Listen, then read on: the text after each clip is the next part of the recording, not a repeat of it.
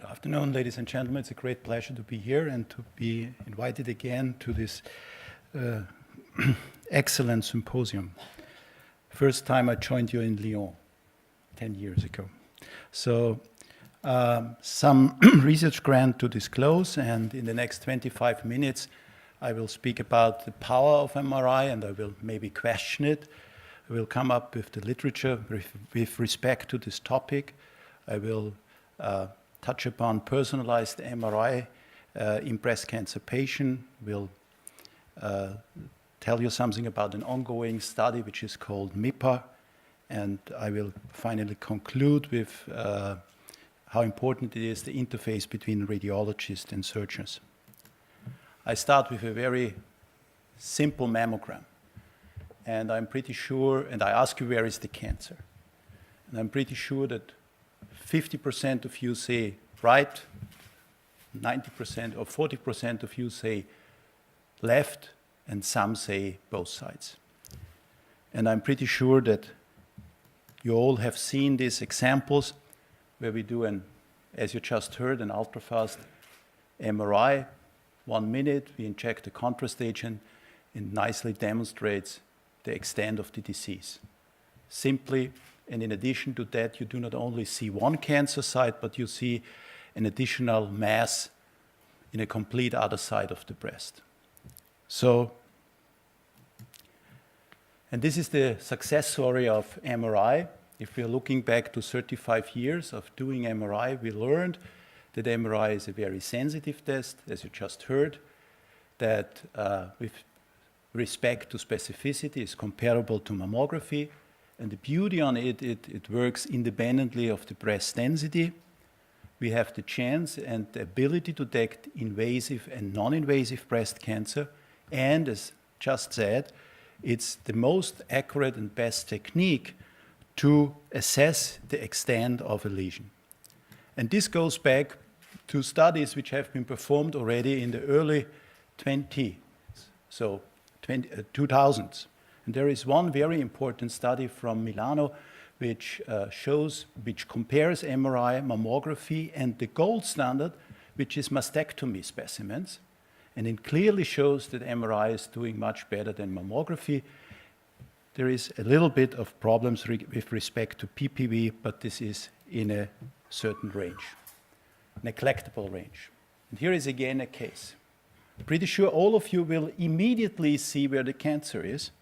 I help you, I do the CAD system for you, and I compare it with an MRI. And the MRI shows us indeed the extent of the tumor. In addition, we see 1, 2, and 3 more lesions not detected with mammography. And this has also been shown by an extremely superb study published in the States doing a multicentric prospective trial.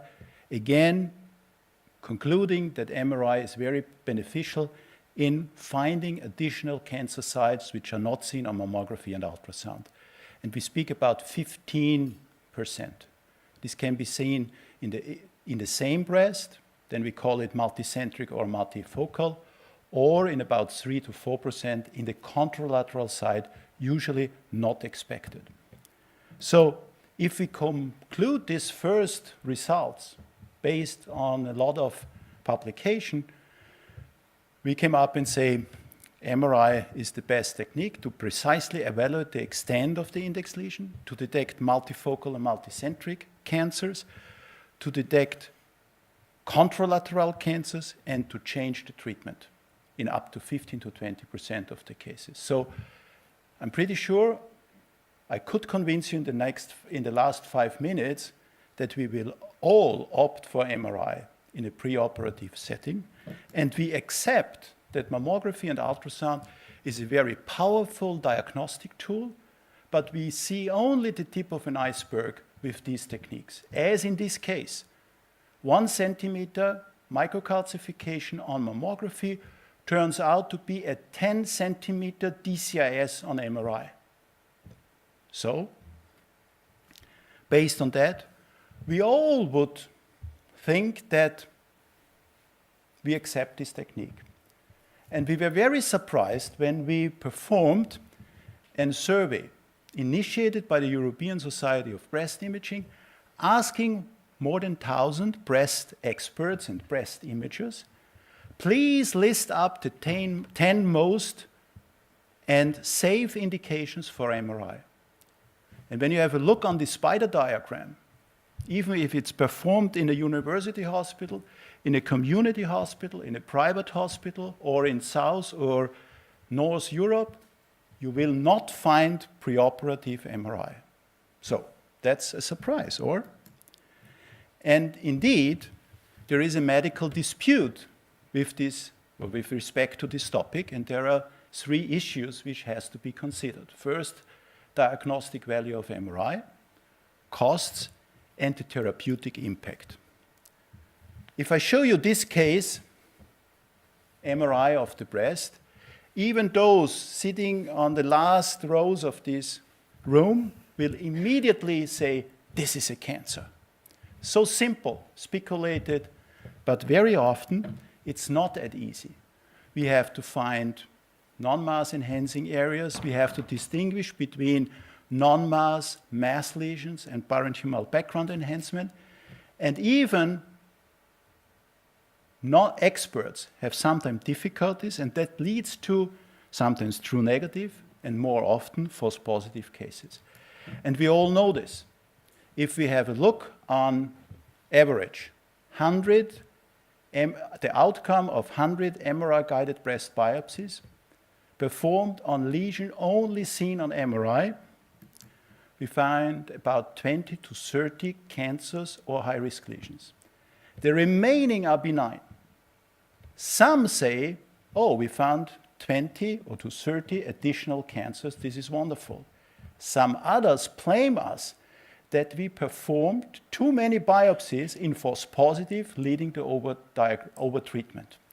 So I'm sure, and this has also been demonstrated by Professor Comstock, telling that we need additional tools like diffusion-weighted imaging, which lowers and help us to characterize more precisely and lower the unnecessary breast biopsy rate. In addition to that, we always come up with the costs. Oh, MRI is so expensive, we can't do it before surgery. And then we say about costs regarding the equipment, costs regarding contrast agent, but we just learned, and we do it already, we can perform an accurate breast MRI scan in about 10 to 15 minutes. So easily we can do 3 per hour, some to 4 per hour. And if we count this together, we end up doing 50 patients easily per day. And even if we do not see the numbers from the American states where we speak about 4,000 to 5,000 per MRI scans, in Europe I do think we expect no more than 400 to 500. I can strongly agree that 400 to 500 euros in addition, or let's say in comparison to any treatment, is almost neglectable. Think about treatments that cost about 20, 30, 40,000 euros. So the last question of this medical debut is, does MRI indeed impact the treatment? And if we want to go in this direction, we have to read the literature very careful. And there are 2 excellent papers, meta-analysis, published by Nemata Husami from Australia, Sydney, in 2014 and 2008. And she assessed the role of MRI for the detection of additional multifocal and multicentric cancers, and want to assess the endpoints, diagnostic accuracy, and change of therapeutic management. And as said, we find more cancers in about 16%, but most likely due to the false positives, it leads to increase in the mastectomy rate, and it leads to increase in more extensive surgery in about 10%. So she concluded, MRI detects more cancers, the diagnostic value is uncertain, we produce too many false positives, and we need prospective randomized trials. Some years later, she published a similar study focusing only on ductal cancer in situ, including 9 studies comparing 1,000 MRIs with those who never ever had an MRI and want to know something about the surgical outcome. Here is the list of these 9 studies. And what we learn from these 9 studies is that MRI is not helpful with respect to the surgical outcome in DCIS patients as well. I'm usually a guy who is always looking in the future and rarely looking into the past, but in this case, I have to come up with the problems of meta-analysis. I'm sure that all of you know how meta-analysis looks like and how it is done. Usually, you read a lot of abstract, you have a lot of in- and exclusion criteria, and at the end, you come up with a decent number of serious publications, and based on that, you more or less come up with your numbers and the results. But in this case, I only want to take out one paper, which was included in both of these meta-analyses, and you see clearly that if you choose a wrong or poorly performed study, it can more or less completely destroy the technique or even the value of a technique. For example, the Monet trial. They included 418 patients in 4 centers. Unexpectedly, a huge number of DCIS, never ever seen in a prospective trial before. They missed a lot of high-grade cancers with MRI. There's something wrong with the technique or with the expertise. And more importantly, there was no protocol reported how the information from the MRI scan was transported in the surgical OR. So how was the surgeons more or less informed about the MRI? They, at that time, had only one center who offered MR-guided biopsy or MR-guided hook wire marking, and it was said that more or less the surgeon did an excision of the breast, and based on that, it is not surprising that we have a huge number of re-excisions in the MRI group. They came to the conclusion, forget breast MRI. If we have a closer look to that, I think it is unfair to say that the surgeons are confused by MRI. I would be, as a surgeon, also very confused if the radiologist does not explain me the results of an MRI and does not even bracketing the lesion which I should excise. And it's of course clear if I do not more or less tell the surgeon what's going on, I can have to expect that the numbers of extensive surgeries increase. Nevertheless, we have to more or less accept the conclusion drawn by these different studies, which says clearly breast cancer detects more, is the best or is the sensitive test. However, currently there is insufficient evidence for or against preoperative MRI in breast cancer patient. And I do think it's also very difficult to prove that MRI improves surgical outcomes, as we do have a lot of factors like treatment, different surgical, even genetic testing, plus or minus radiation therapy. However, I do think that it is very unfair to blame MRI of the breast for insufficient evidence, but we accept MRI without any evidence in other diagnostic fields, like the brain, like the spine, or bone tumors. No one ever questioned the evidence of an MRI in a brain tumor, or in a spine tumor, or in a bone tumor. We all do it. But by the breast, we come up with all these lot of questions and re-questions. So even these results are, let's say, a little bit disappointing for MRI friends and MRI experts. I also see some opportunities. And this leads me to personalized preoperative MRI in breast cancer patients. And it seems that this is also reflected by the results of this survey, that breast imager already know when it is good to perform a preoperative MRI. We see still difference between Northern and Southern Europe. So in southern parts of Europe, it seems that the radiologists more often used a preoperative MRI than in the northern parts.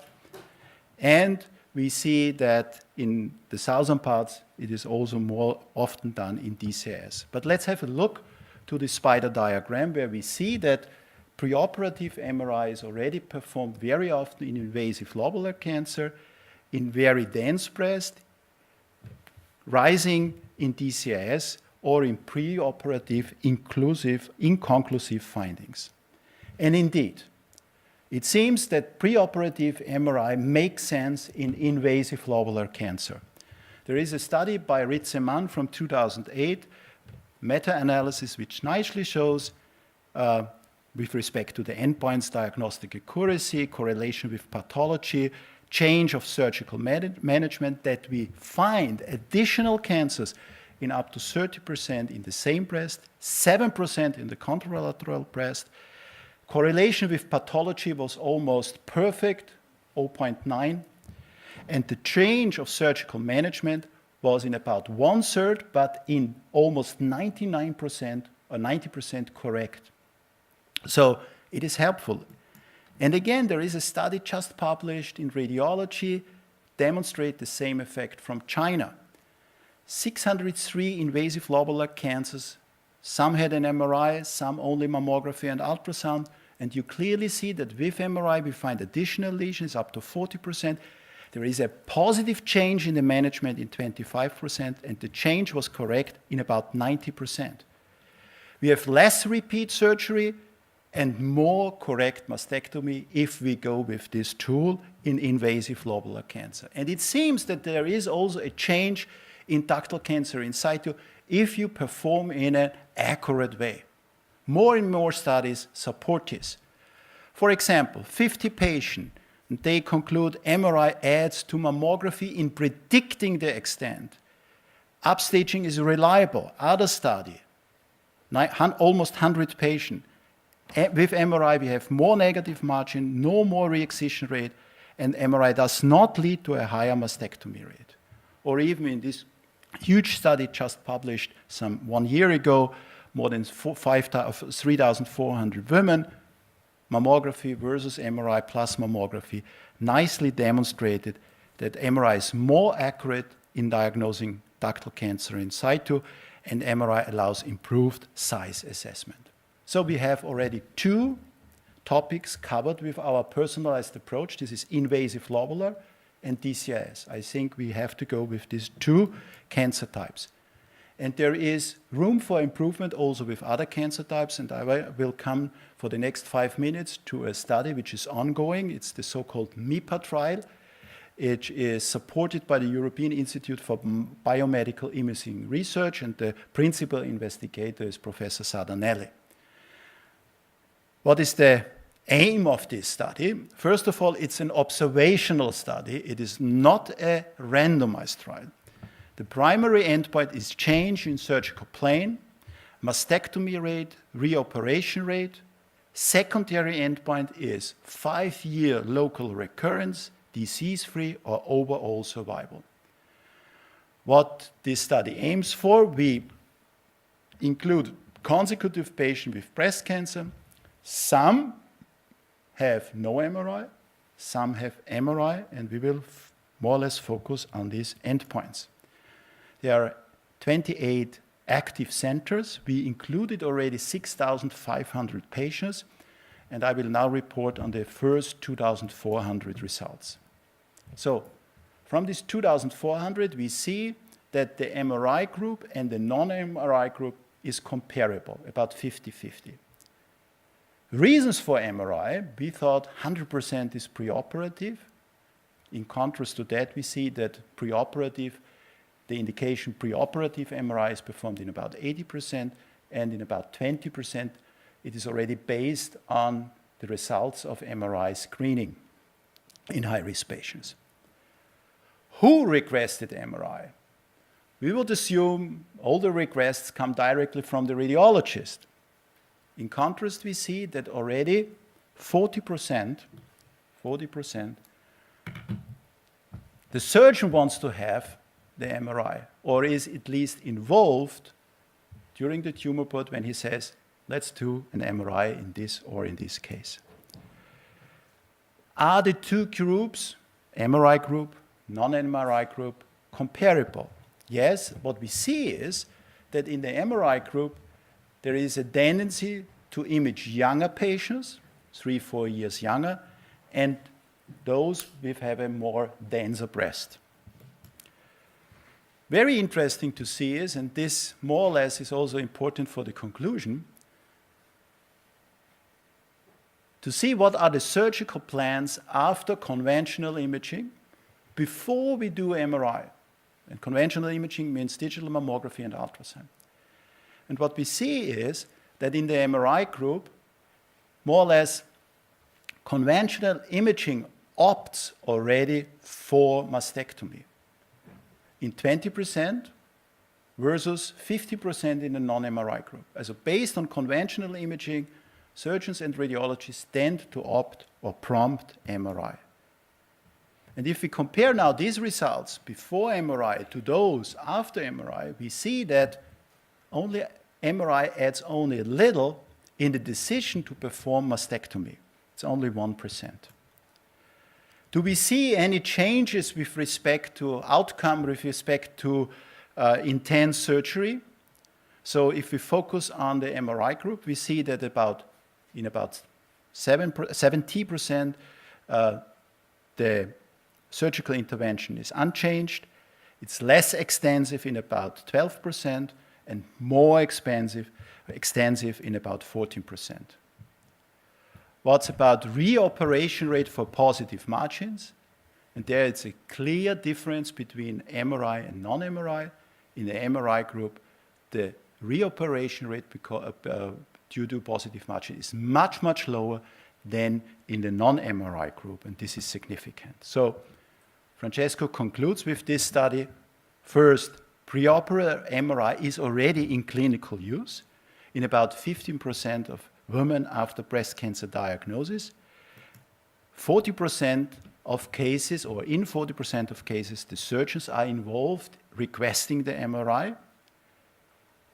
MRI is more or less a confirmation tool for mastectomy.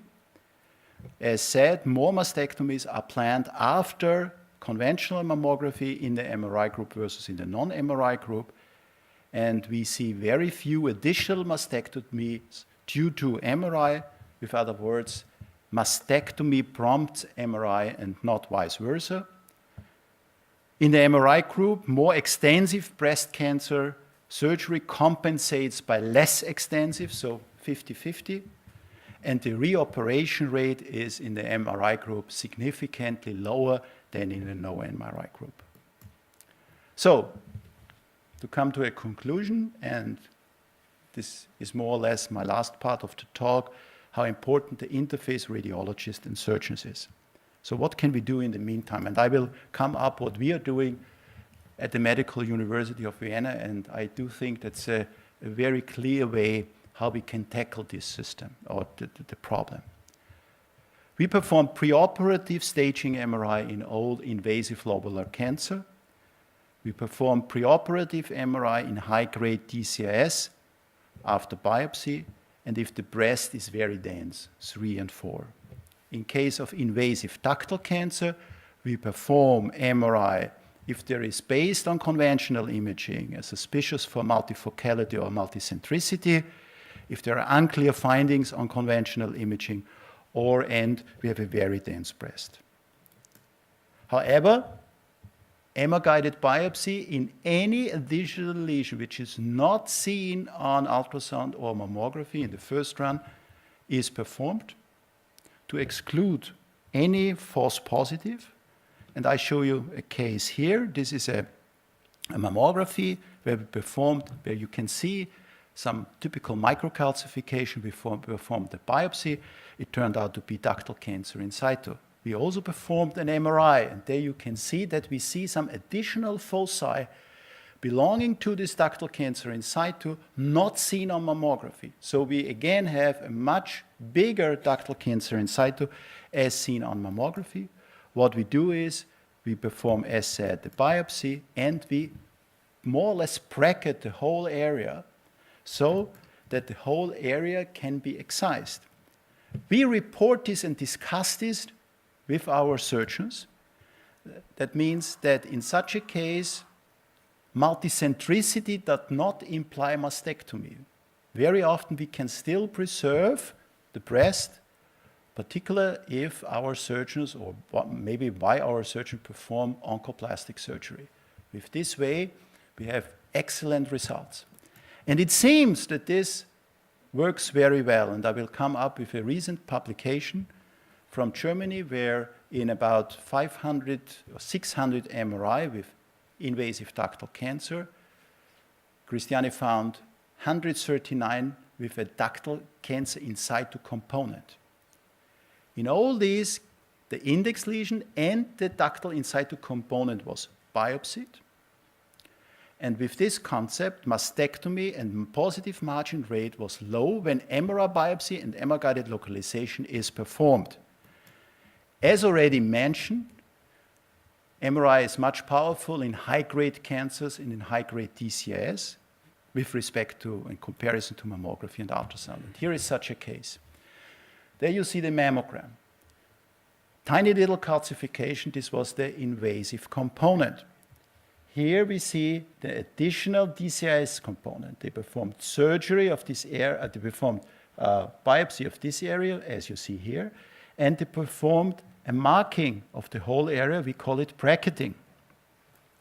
In the next step, you see the hook wires before the surgery, and this is already the preserved breast 1 year after surgery. That is more or less the way where we should go. And with this very nice result, I conclude. Many thanks for your attention.